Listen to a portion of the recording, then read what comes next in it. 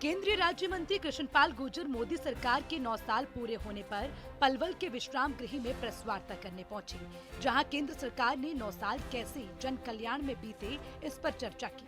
साथ ही ये भी कहा कि केंद्र सरकार ने अपने 9 साल के कार्यकाल में ऐतिहासिक कार्य किए हैं।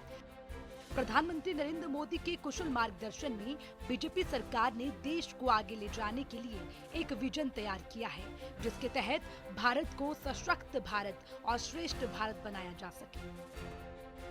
तो ये 9 साल देश के विकास के रहे, गरीब कल्याण के रहे। मित्रों, ये उस देश की के लिए कितनी अच्छी चीजें हैं, जिस देश की तरक्की को पूरी दुनिया सराहती हो। आज भारत की तरक्की को पूरी दुनिया सराह रही है।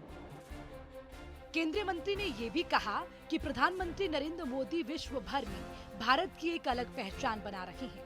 बात चाहे G20 की हो, विकास की हो या फिर भारत को आर्थिक रूप से सशक्त करने की हो, देश पीएम मोदी के नेतृत्व में लगातार आगे बढ़ रहा है। आज G20 का एजेंडा भारत तय करता है और पूरी दुनिया उसको मानती है। राज्य मंत्री कृष्णपाल गुर्जर ने ये भी कहा कि केंद्र सरकार के 9 साल में शिक्षा, स्वास्थ्य, बिजली, पानी, सड़कों का निर्माण लगातार हो रहा है। केंद्र सरकार के विकास कार्यों की उपलब्धियों को गिनाते हुए कृष्णपाल गुर्जर ने कहा कि बीजेपी 2024 का चुनाव भी जीतेगी और फिर एक बार सरकार बनाएगी। 2024 फिर हम जीतेंगे और फिर मोदी जी के नेतृत्व में एक मजबूत सरकार फिर देश में बनेगी।